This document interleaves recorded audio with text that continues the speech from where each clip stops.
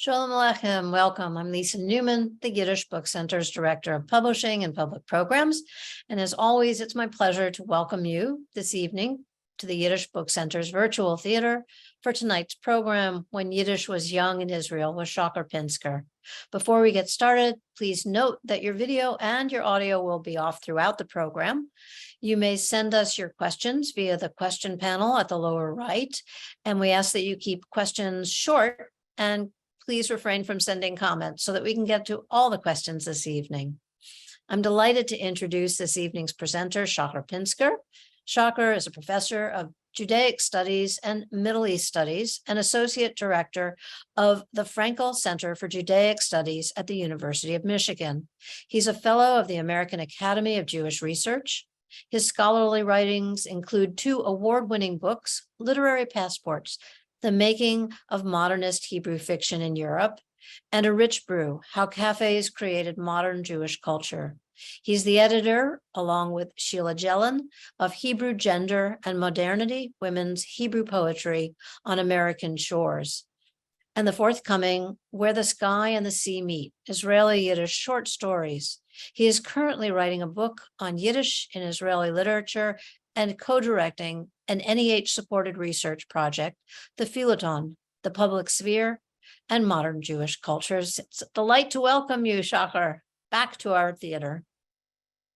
Okay, thank you so much. Shalom Thank you. Aleichem, Sheinem Dank. I'm really happy and pleased to be here and to really celebrate with you, right? The wonderful program of especially with Yiddish around the world, and really to consider this huge topic of when Yiddish was young in Israel and Yiddish in Israel. I'm not going to be able to touch on everything. I'm not even going to be able to touch on the most important things, but just really hopefully to give you a taste of this large topic and a little bit with from my own research. So I'm going to share my screen here, so you can see my. Okay, can you see that? Is everything okay? All right. So that's the title of my talk, When Yiddish Was Young in Israel. And actually, I was going to start in a slightly different way, but very sad to say that a wonderful poet and someone who I was very lucky to meet and to get to know, Rivka Bassman Ben Chaim, who was a great Yiddish poet, left us yesterday. At age 98, she was a young, lively, and lovely person and a wonderful poet who never stopped writing in Yiddish, in Vilkomir, in Lita, in Vilna, in the ghetto, in concentration camp, and many, many years in Israel. She passed away. We will miss her very much, but her poetry would live together. And I want to dedicate this talk to her. And actually, I want to start by listening to her. So hopefully you can all hear and see. I'm going to stop sharing this and start sharing a video. Hopefully you can all hear and see this. And this is Rivka Bassman Ben Chaim reading from one of her many poems. In Stillkeit red ich Yiddish, mi Ma'amakim. Bei Tag is Gringer reden Ivrit. Die Jahren, was verreden und entläufen, beräumen von beiden Scheunes die Tritt. בדממה הלילית אני דוברת יידיש ממעמקים. לאור היום קל יותר לדבר עברית. השנים העוברות וחולפות שודדות משתי השפות את ה' צעדיהן, מיידיש יהודה גור אריה. This was Rivka.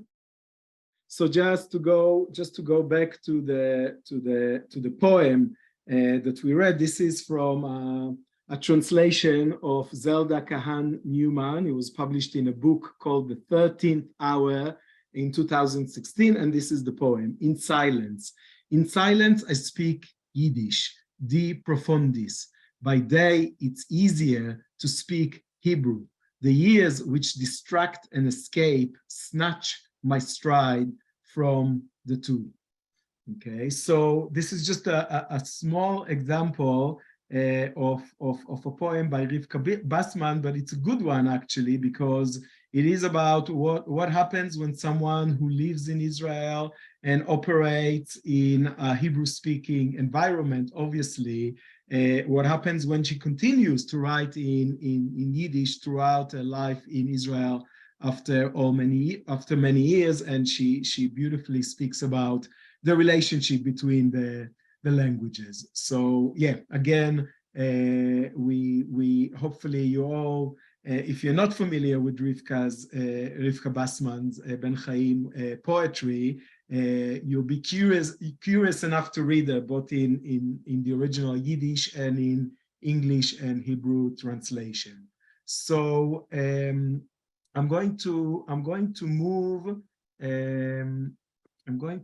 I'm having a hard time moving here. The slideshow for some reason. Okay, now it's moving. All right, so I'm going to move from Rivka Bassman to another writer who is well known as a bilingual writer, and that's Yisroel Birstein.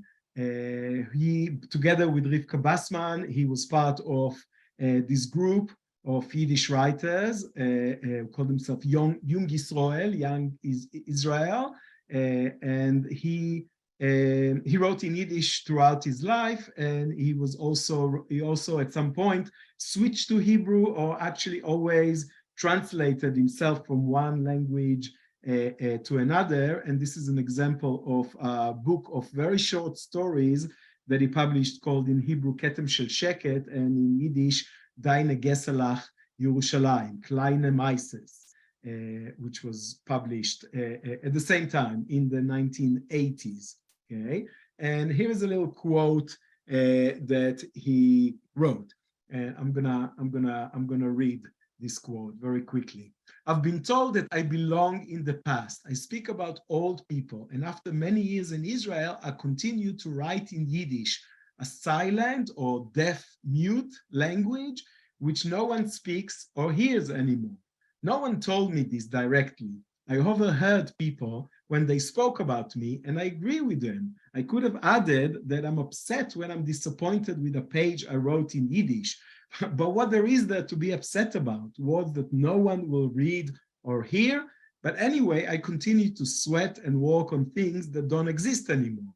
So I guess I really belong in the past. In order not to be lonely there in the past, I want to look for other people like me. So I really like this quote that Yisroel Birstein wrote, and this is about what people told him. They told him that he belongs in the past. He speaks about old people. After many years in Israel, continued to write in Yiddish, which is this kind of deaf-mute language that nobody speaks or hear anymore, right? And yeah, nobody told him. I overheard people, and it says, kind of tongue-in-cheek, I agree with them. Who is reading it? What there is to be upset about? And then he says, anyway, I continue to sweat and work on things that don't exist. So I really belong in the past. And in order not to be lonely there, I went to look for other people like me. So the question is really, how far did Yisroel Birstein and other people like him who continue to write in Yiddish in Israel had to go? And I'm saying, this is definitely tongue-in-cheek, because Yisroel Birstein knew very well that in 1986, in 1948, there were plenty of Yiddish speakers, there were plenty of Yiddish writers, there were plenty of Yiddish readers in Israel, but of course the cultural atmosphere for Yiddish was not always so positive, right? So the question is really where to start from. And every time you start from a certain point, it's a little arbitrary. So most of what I'm going to talk about, I'm really going to talk about Israel since 1948, but of course there is also a kind of prehistory of that before. And that has to do, I don't know why, okay. That has to do with Yiddish in the Yishuv. Okay, so you probably, some of you know that since the beginning of Zionism and the immigration to Palestine, there have been many tensions around language and about Yiddish. Of course, that's because most of the immigrants who came to Palestine, many of them were Yiddish speakers, and there was this kind of war of languages. Hebrew as a language that didn't used to be spoken for many years was revived as the Zionist language, and the question was what to do with Yiddish. And there are all kinds of pressures and even wars around it. Here is one example. This is from 1927, when the Hebrew University was established, and there was an initiative to begin a chair of or cathedra of Yiddish, and then there were many people who hated it and say that this is tzelem ba'echal. This is like to have a tzelem, like to have like an inappropriate inside the temple of Hebrew, or even that this is the Churban, this is the Churban, this is the destruction of the Hebrew University. I don't know why. Doesn't move very right, but at the same time, there was actually a lot of activity in Yiddish in Israel, also by people who lived in Palestine. This is before Israel, in Eretz Israel, including some really interesting interaction between Arabic and Yiddish. So there's an Arabic Yiddish guidebook. There's also people like Kosover who came from the United States and wrote about the relationship between Arabic and the Arabic elements in Palestinian Yiddish. So there's a very long history to that. Maybe another point of kind of beginning, literally, is a miscellany of Yiddish literature called Onhei from the beginning, which was published in 1928. So there was always some presence and Yiddish literature and Yiddish culture that was produced in Eretz Israel, in Palestine, in the Yishuv, before the establishment of the state of Israel, and a lot of the anxiety around it and the language war was exactly the fact that, Ivri daber Ivrit, Hebrew speak Hebrew, and all these pressure for people to speak Hebrew, and that's because Hebrew was revived, and there were many attempts to have a society that speaks Yiddish, but actually the reality was, as you can see here in this caricature, that people are reading many different languages, and of course Yiddish is one of them. My book, my previous book was on coffee houses, and I have a lot of materials about that from different coffee houses in Tel Aviv, where you see the people who own the coffee houses and also the people who came there who are Yiddish speakers and Yiddish readers.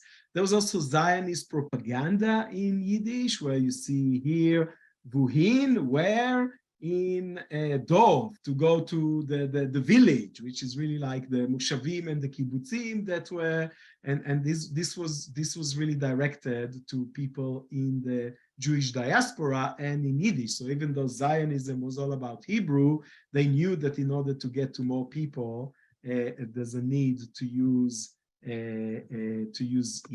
I'm trying to move forward.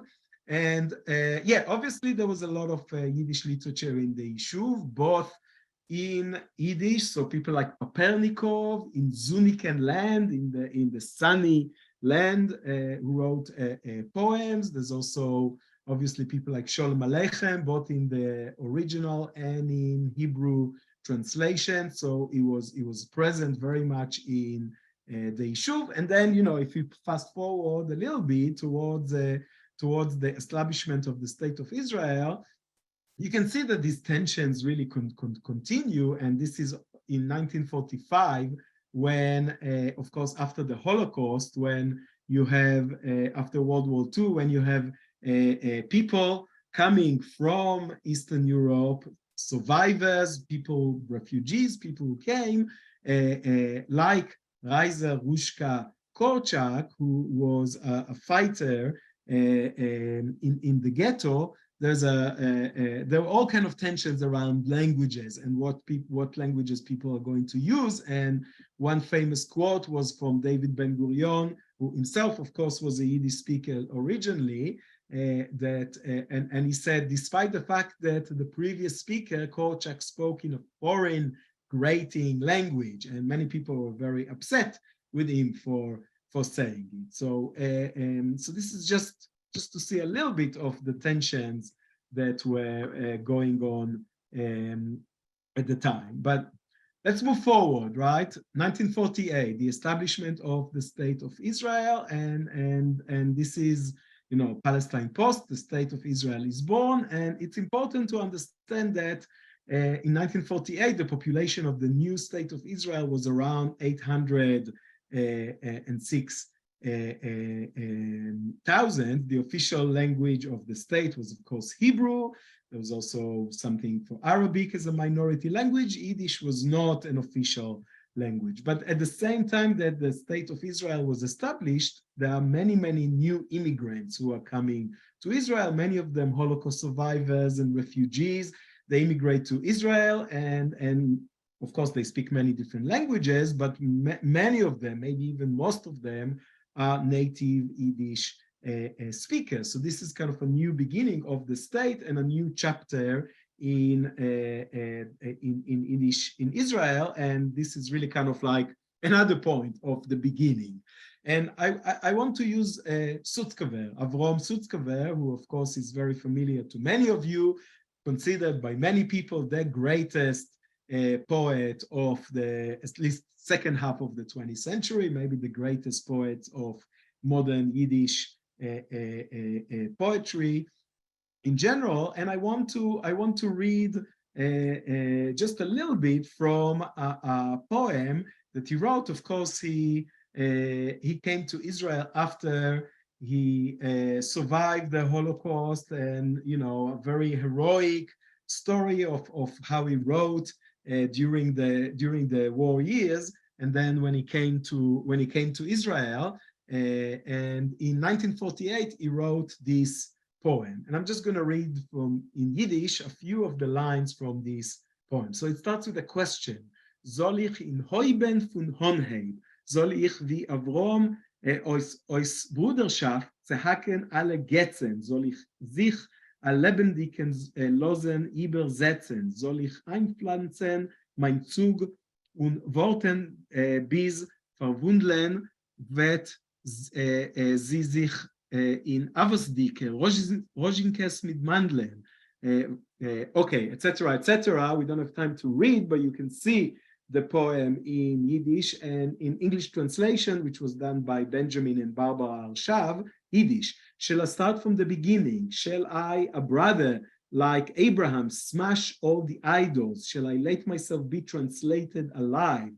Shall I plant my tongue and wait till it transforms into our forefathers' raisins and almonds? What kind of a joke preaches my poetry brother with whiskers, that soon my mother tongue will set forever? 100 years from now, we still may sit here on the Jordan and carry on this argument, for a question gnaws and paws at me. If he knows exactly in what regions Levi Yitzchok's prayer, Yehosha's poems, Kulbak's songs straying to the sunset. Could you please show me where the language will go down? Maybe at the Wailing Wall. If so, I shall come here, come, open my mouth, and like a lion garbed in fiery scarlet, I shall swallow the language as it sets and wake all the generation with my roar, or in English or in Yiddish, anschlingen dem Loschen, was geht unter, anschlingen und alle Doros wecken mit my Brumen. Okay, so we don't have time to go through this poem, but you can see that this is a tense kind of dialogue with questions, and the question is, who is the brother? Well, we don't know who is the brother here, but I think that the brother is maybe, among other things, a Hebrew poet who is telling Sutzkever, you're a great poet, and you come to Israel. This is an Israeli state. The official language is Hebrew. Why writing in Yiddish? Why don't you switch to Hebrew?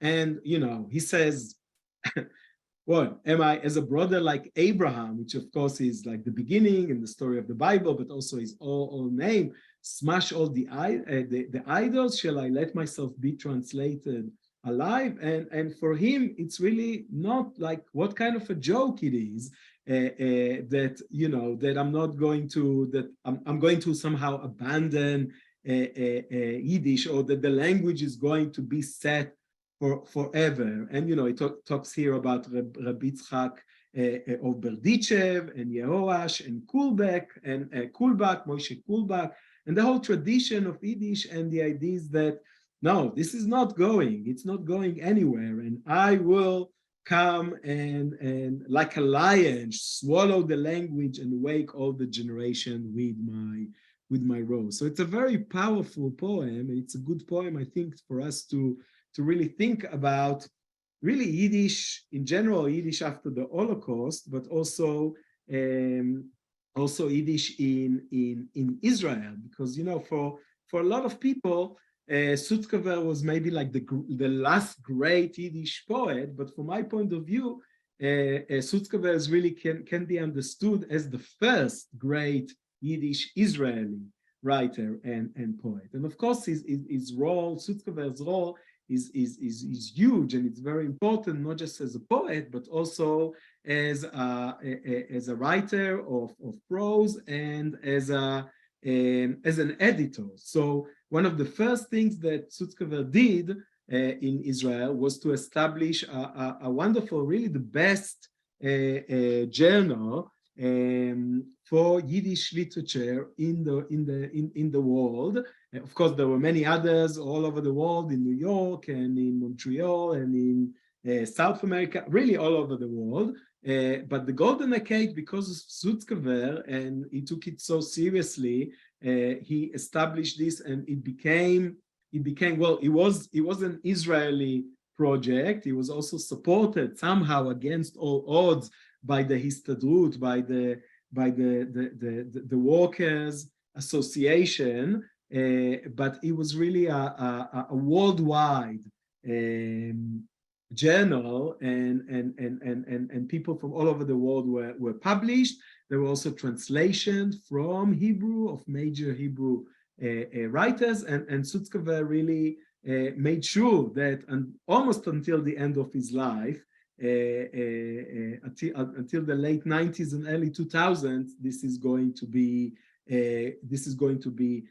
published. And here I just want to mention how Sutzkever was really important and wrote actually most of his writing in Israel, both his poetry and also his prose. And this is a book that was published by the Yiddish Book Center recently, and also a film, Velvet Bleiben, Who Will Remain, that was made by the Yiddish Book Center using also his family, his granddaughter in Israel. So Sutzkever is definitely one of the most important figures in the story of Yiddish in Israel. But because there are so many different facets for Yiddish in Israel, and some of it is kind of high culture and literature. Some of it is also popular culture. Journalism is very important. So, if we talked about Sutzkever as a kind of father figure and someone who is very important as an editor, we should also mention Mordechai Tsanin, who is the father of Yiddish journalism in Israel. They're more or less from the same generation, coming from different background. And Tsanin established from the very beginning when he came to Israel, first this kind of illustrated Wochenblatt, illustrated weekly.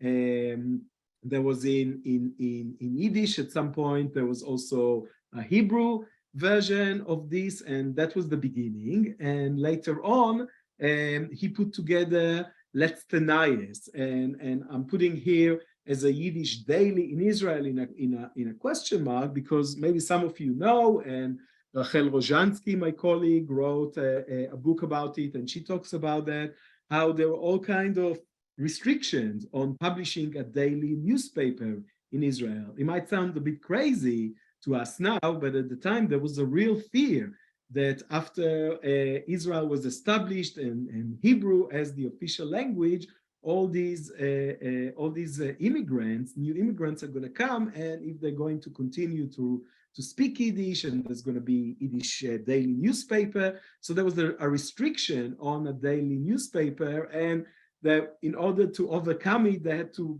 devise all kinds of ways of doing one paper at certain days, another paper in a different way, calling it different names and letting it somehow pass through. After a few years, these restrictions were lifted, but it's interesting to think about in the 1950s how difficult it was to establish a daily newspaper in Israel. Let's Tenayes existed for many, many, many years and was published as a daily newspaper and later on as a weekly, but it continued. There was a lot in terms of press, all kinds of different newspapers and magazines. There's also Lebensfragen that was established for many years. This was socialist. It was associated with the Bund, and I want to talk also a little bit about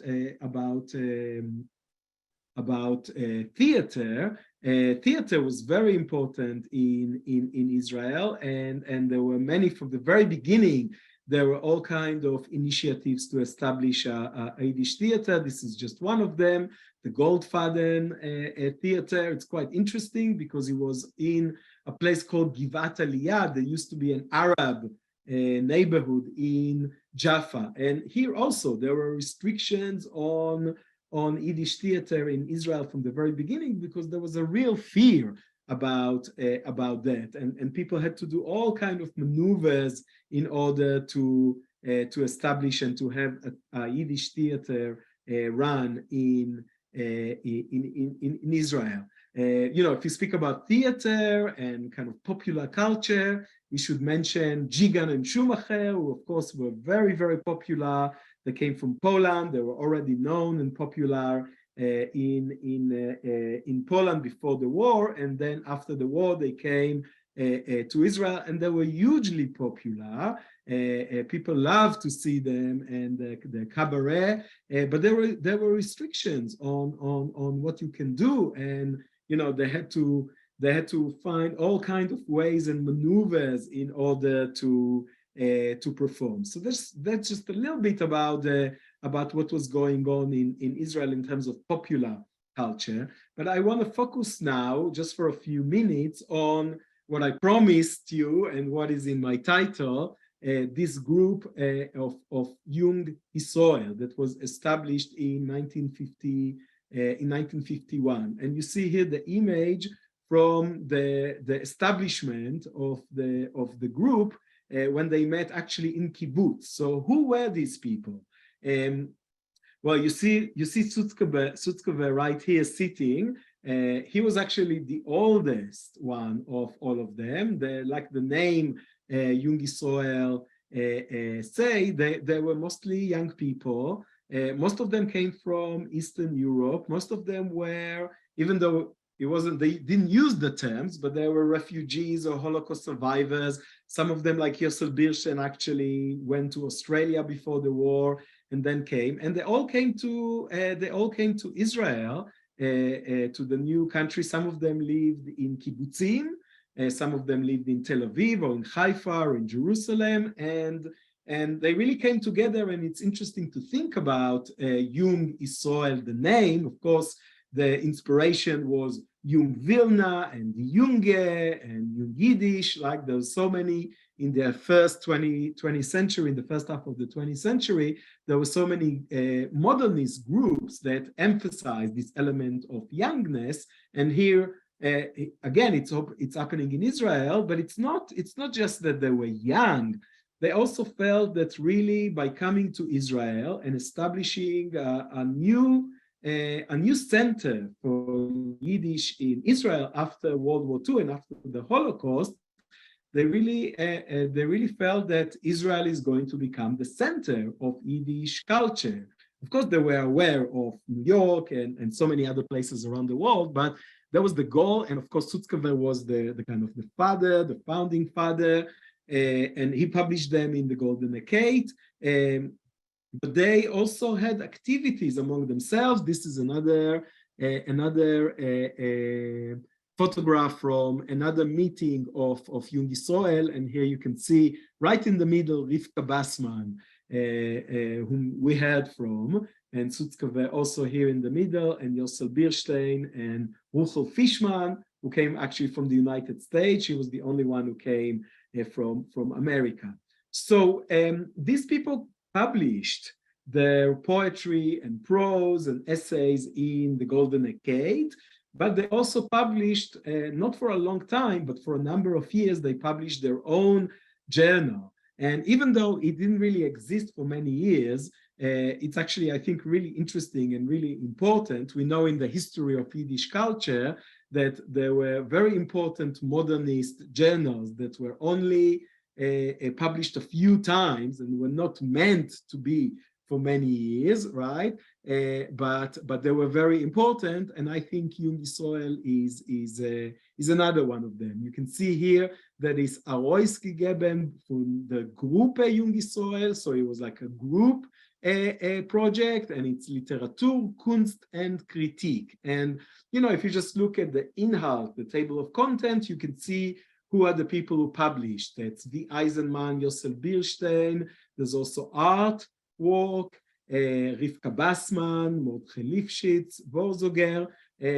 Some people were in the group, some people were associated with the group. You can also see here the artwork of Yosel Bergner, of course, the famous painter. Here it's actually his illustration to Kafka. So there was a translation of Kafka into Yiddish, and that was part of the publication. And here I wanted to kind of show you how it worked when you have Avrom Rinzler, who is a wonderful, wonderful avant-garde modernist poet who wrote a series of poems called Paragraphen von Heint, paragraphs from today. And it's modernist Yiddish poetry, really inspired, I would say, by the avant-garde of American and Soviet Union writers, but in Israel with Terra Santa and with the desert and with Israeli themes and landscape and language, right? And side by side with that, you have the artwork of Yosel Bergner. So this is something that was running through. Okay, we don't have much time, so I'm gonna try quickly to run through a few things. You know, this Jung Yisroel was a series of books that were published actually through the 50s and the 60s. Some of them were published actually in Paris, but they were part of this Jung Yisroel series. Some of them were published in Yud Lamed Peretz Bibliothek. This is Yosel Birstein of Shmolet Ratuaren. This is actually the first novel that is about the kibbutz life, because he lived in the kibbutz at the time. It's V. Eisenman Diban, Rochel Fishman, who also lived in the kibbutz, Zun Iber Alf, Sun on Everything, and you see here the artwork actually of Danny caravan. And I think it's really interesting because they are using Yiddish, and obviously by bringing Yiddish, they bring different landscapes and different places from Europe, from America, from the experience of the war, but they bringing it to Israel, and with the landscape of Israel and with the experiences of Israel, they're actually writing a new chapter in the history of Yiddish literature and Yiddish culture. And here is just one small example. We don't have much time to talk about it, but this is Hey Binyamin, who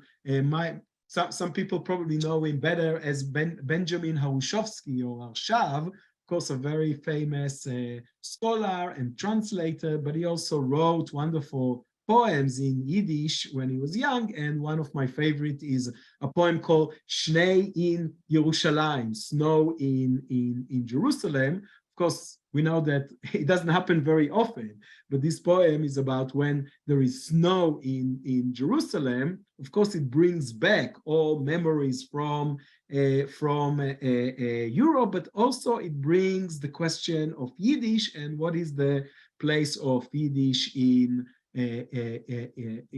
Israel. Okay, and this is actually taken from a recent book that was put together by Binyamin Arshav with help from Hannah Kronfeld and with his family, where for the first time they actually collected everything that he wrote both in Yiddish and in Hebrew. Okay, I want to talk a little bit about Yossel Birstein and Yossel Bergner. I already spoke about them, but when Yossel Birstein was in that first meeting of Young Yisroel, he said something that I would like to quote very quickly, and I know we only have a few minutes, but maybe this will move us forward.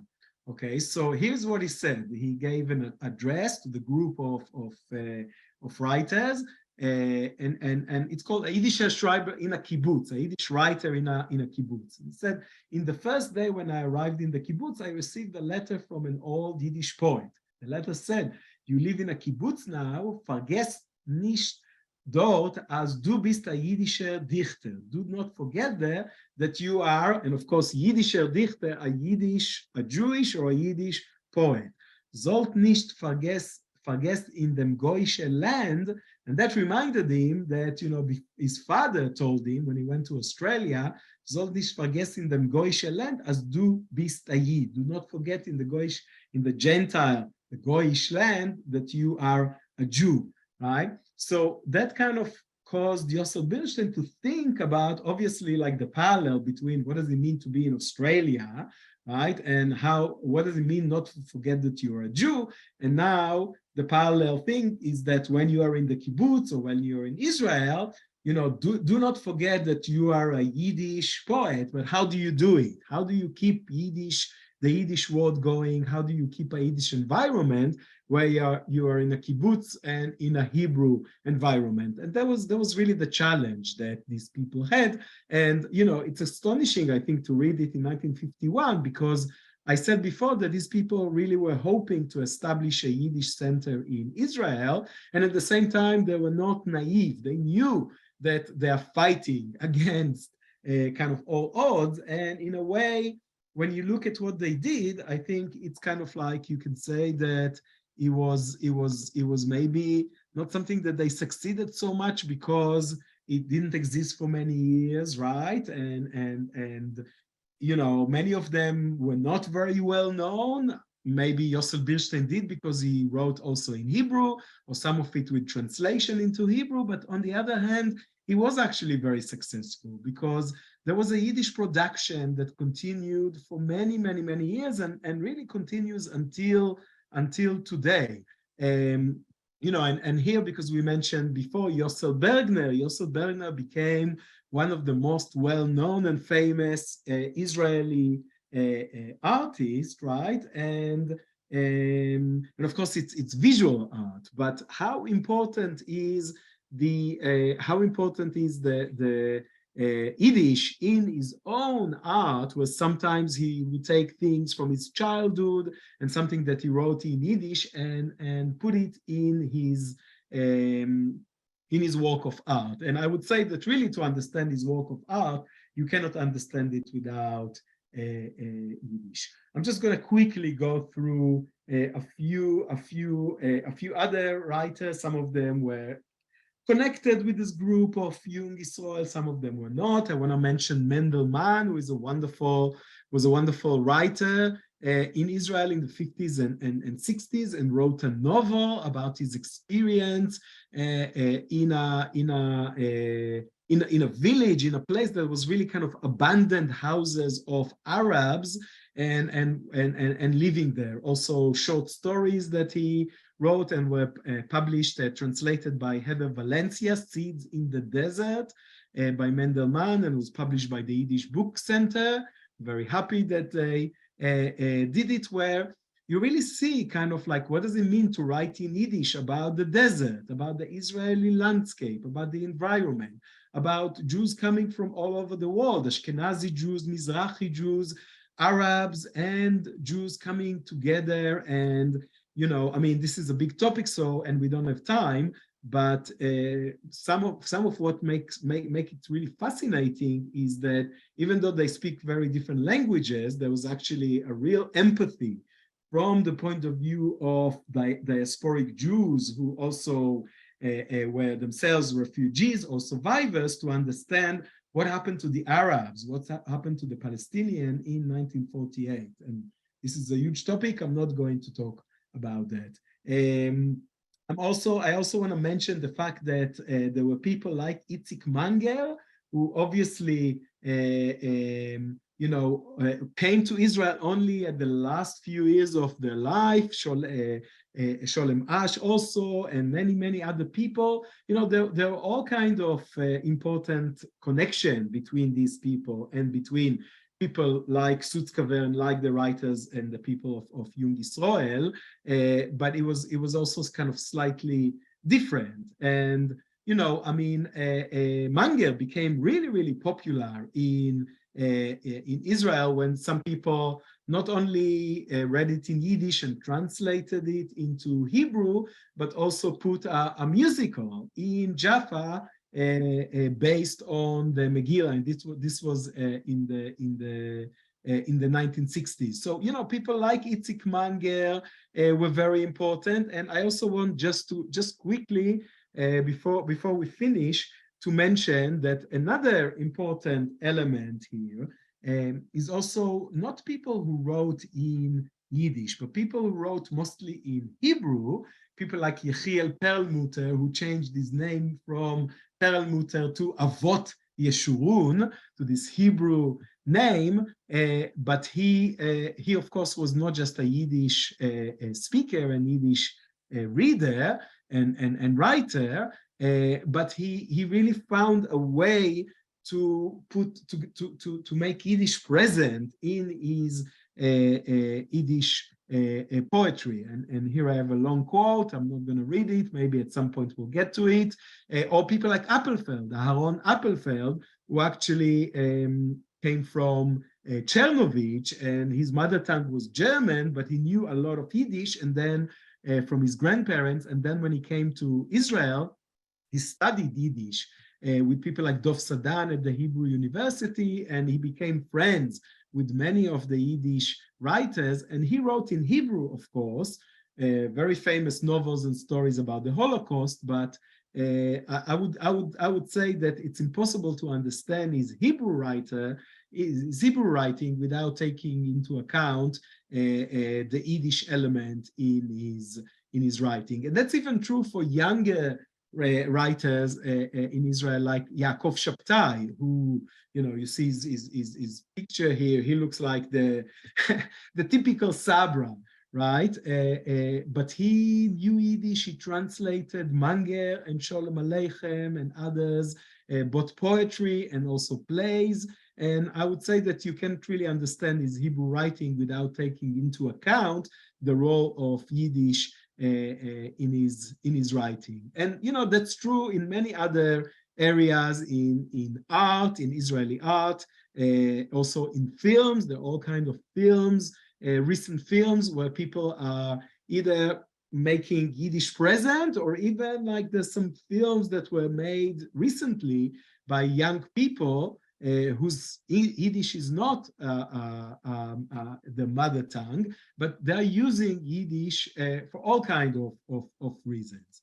And I actually want to end just as we began with Rivka Wassman, again because she just sadly passed away, and she's such a wonderful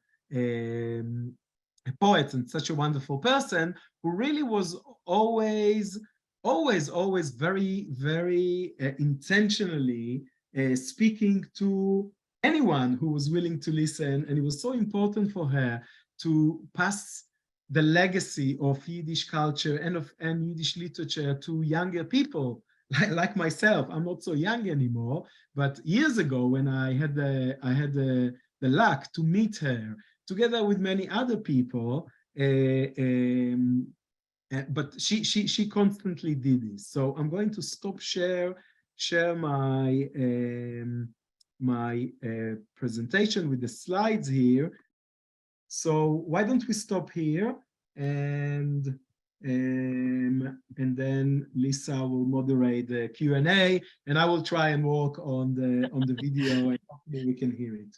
Okay. Also, Elizabeth, our person behind the scenes who does it all, might be able to help. So Shachar, I'm going to start throwing the questions your way. Would you say that the Yiddish writers had different concerns of life and different sensibilities than immigrants who wrote in Hebrew? If so, what are those differences? Yeah, excellent question. I think that the answer is yes. I mean, obviously there's some connections and there's some common themes, but you know, I alluded to some of these concerns and differences. You know, I mean, the one big difference is that these writers, they always knew that they are part of a worldwide, global Yiddish. You know, the readers, they could be in Israel, they could be around the world. And that kind of changed the way they write, changed the way they think. Also, the kind of diasporic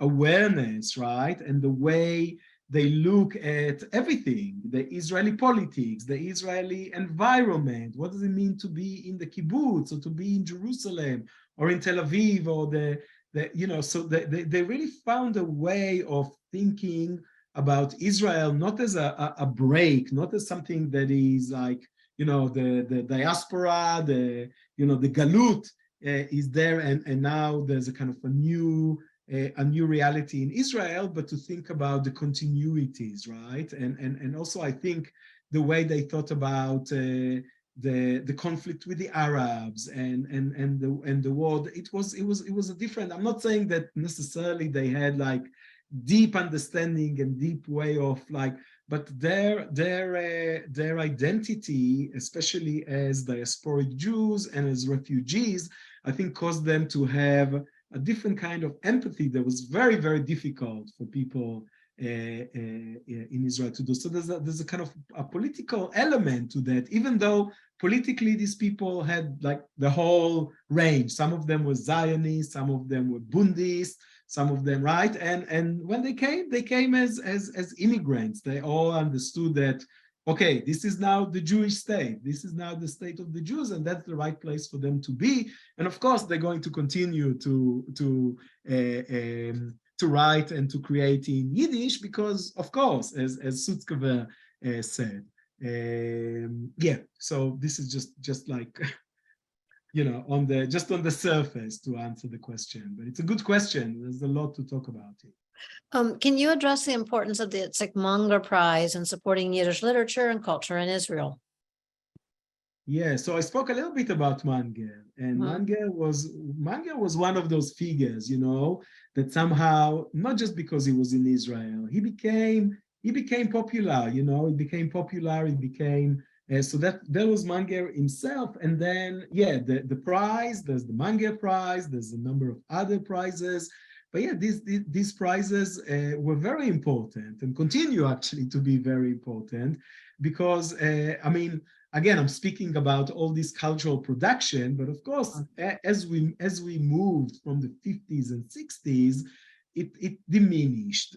I mean, there was always the Golden Decade and Let's Deny Us and so many different places, but the number of people who actually read it in Yiddish were diminishing all over the world, not just in Israel, right? So it was very important to keep it and to have these prizes and to have some support. You know, the Israeli state at some point, you know, later on, the Israeli state, they were kind of more of support, but these prizes, including the Mange Prize, were very important to sustain Yiddish culture in Israel. For someone who wants to read more about the Yiddish writers in Israel, what online resources are the best sources? Yeah, good question. I mean, the Yiddish Book Center, as always, is a wonderful place to look. The National Library of Israel, especially the project of the press, the Jewish press from around the world, includes many Israeli publications and newspapers. Unfortunately, not everything has been digitized. So, for example, the Golden Decade has not been digitized, as far as I know. Let's Deny Us hasn't been digitized. Hopefully, it will happen. But there's a lot of online materials. There's also some new materials I should mention. Iberzet and you know, where I can put some links here. Bet Sholem Aleichem, Leivik House.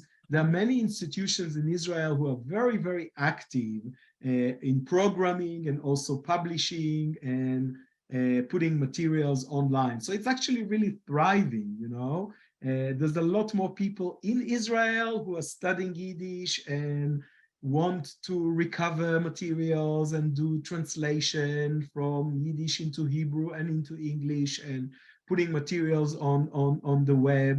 And it's really thriving, you know. It's you can find all of these materials. I'm not getting into the question of like if there's a renaissance or a revival or what to call it and all that, but yeah, definitely for people who are interested and want to read more, there are many different resources, and I think they're just growing. It's really wonderful actually to see how in the last decade it's been growing with some really wonderful people who are very dedicated and do fantastic work.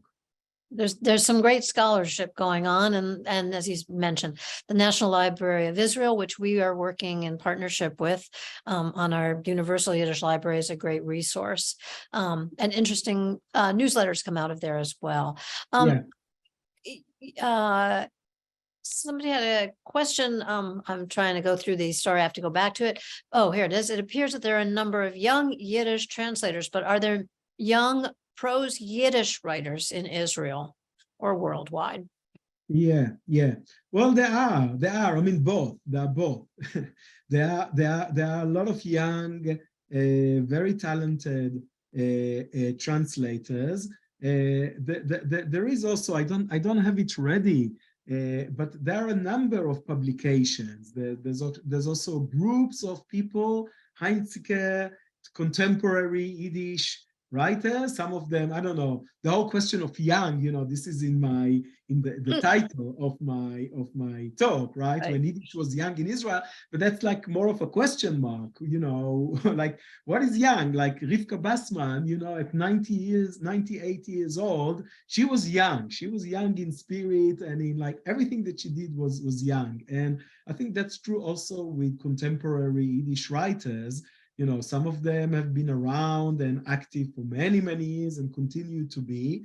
But, you know, also it's kind of a bittersweet moment, especially with the passing of Rivka, who for many years was this like the Golden Decade. This was like the connection of someone who was born and was active before the war and then continuing in Israel. You know, these people, many of them are no longer with us. And we have a new generation of people. Some of them Some of them grew up with Yiddish. Many of them actually in Israel grew up with Yiddish because they belong to they grew up in the ultra-Orthodox. I didn't mention it, but someone probably asked this question about the Orthodox society. They continue to speak Yiddish. They continue to also produce and write in Yiddish, and that's a whole, different topic that some great scholars are doing wonderful work, like sociolinguistic work, and also like what kind of literature they write. But I'm mentioning it because also some of the writers who are contemporary young writers, some of them grew up in Yiddish from their home as a native tongue, or at least one of them, right? And they continue to write within the Haredi ultra-Orthodox community, and also those people who kind of leave the community. So there is. I mean, I can maybe later on put in the chat some links, or maybe later to some publications. Some of them are online, some of them are not, where there is kind of a worldwide publication of contemporary Yiddish literature that people are writing now, including some very young people. Yeah. Something of a follow-up to that. Did Hebrew have some influence on the Israeli Yiddish? And thank you for your wonderful lecture. Oh, thank you. Thank you. Yes, of course, Hebrew had a lot of influence, and you could see it maybe even with the few poems that we read and the text that we, I mean, there was a whole vocabulary, a new vocabulary that the Yiddish writers produced that did not really exist in Yiddish before or developed. Some of it, of course, was, I mean, it's a complicated topic because the relationship between Hebrew and Yiddish are very, very long and go back to, to the beginning of Yiddish. And, it was always a language, it's a fusion language, and there are many Semitic elements. And then Yiddish kind of very often changes them and use them in a different way. And sometimes they actually come back to Hebrew. But also, it goes both ways. So there are many examples. I can't really give you a perfect example right now, but many examples that are in the literature where the Yiddish that is being used is different from what you would see in Montreal or in New York or in Buenos Aires or in Paris, and that's because of the influence of Hebrew on Yiddish. So there's a whole new vocabulary, and there's some interesting research that is being done on it, but I would say there's more. There's and that's an important aspect of the research that is being done. I may make this our last question, Shachar, if that's okay. Curious to know why no mention of Rikuda Potash as someone who was writing important Yiddish poetry and prose in Israel, even prior to 1948. Yes. Of course, there are so many people that I didn't mention, but Rikuda Potash is very important, a wonderful poet and wonderful writer. Actually, I'm about to publish, you mentioned it in your introduction, I hope it will come very soon, in a few months, a new anthology of translations from Yiddish into Hebrew of stories, of short stories, that I worked with many people, and the opening story in that anthology is a wonderful story, takes place in Jerusalem by Rikuda Potash. And I mean, she's really great. And Yael Chaver, I should mention, my colleague who wrote a wonderful book about Yiddish in the Yishuv, wrote about her and translated her, and probably other people are translating her. So yeah, very, very important. And thank you for mentioning her name. And before I let you go, we're just going to cut away for a minute, and Elizabeth will play the music, and then we'll come back to end. Okay? Yeah. If you can Great. do it, that would be wonderful.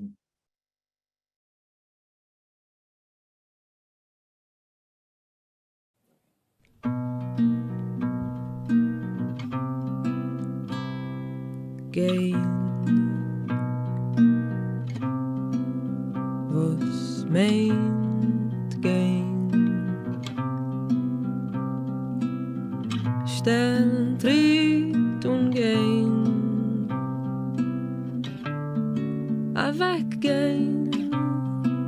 von Fargehen, weggehen, von allein gehen. Was meint gehen? Stellen Tritt und gehen, weggehen, von Fargehen, weggehen, von allein gehen.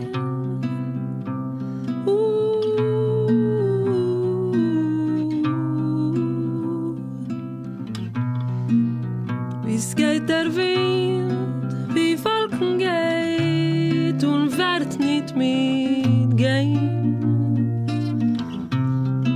Wie's geht der Wind, wie Wolken geht und wird nicht mitgehen. Wie's geht der Wind, wie Wolken geht und wird nicht mitgehen. Und kommen zu Ali.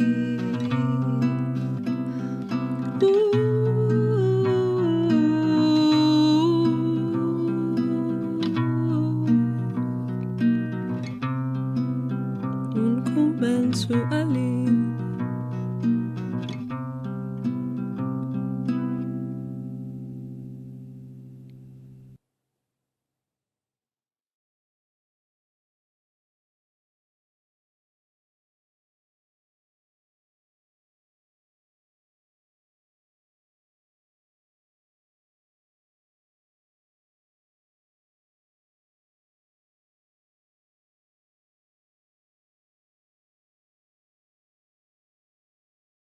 Lovely.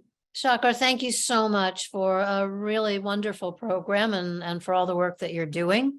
Really appreciate it. And we hope that you'll be back when you publish your next book. Yeah, of course. Shane and Okay. Dan, thank you very much. It was Thank you. wonderful, and thanks to everybody who came and participated and asked questions. And yeah, if there's any way, I would be happy to share some resources and links and materials for people to, to explore more. Yeah. Okay. Good. Thank you. Stay well, and we look forward to seeing you again soon. Wonderful. Thank you very much. Thank you. And I want to thank our producer, Elizabeth Carteropoli, who always makes the magic happen. And tonight, more than ever, she's gotten us through a couple of technical glitches. Tonight's program is presented as part of the Yiddish Book Center's 2023 Decade of Discovery, Yiddish Around the World, and is part of our ongoing series of programs brought to you, as I like to say, live from the Yiddish Book Center. I hope that you will join us Thursday, April 20th, following the Passover holiday, for Unser Bibliothek, Montreal's Jewish Public Library at the Center of Yiddish Culture, with Sebastian Schulman, Rivka Augenfeld, and Sonia Bloom. That's Thursday, April 20th at 7 p.m. Please visit our schedule of events, yiddishbookcenter.org/events, where you will find out about events happening at the center, virtually online, and some of our co-presented programs. You'll also see an invitation to visit the Yiddish Book Center on April 16th for our annual community open house and the 2023 Melinda Rosenblatt Lecture. Learn more again at yiddishbookcenter.org/events. Before I let you go, I want to thank all of you in our audience who are members. Your ongoing support makes our public programs and all of our ongoing work possible. You can learn more about how you can support or become a member of the Yiddish Book Center by visiting yiddishbookcenter.org/donate. We look forward to seeing you again soon. Until then, stay well and good night.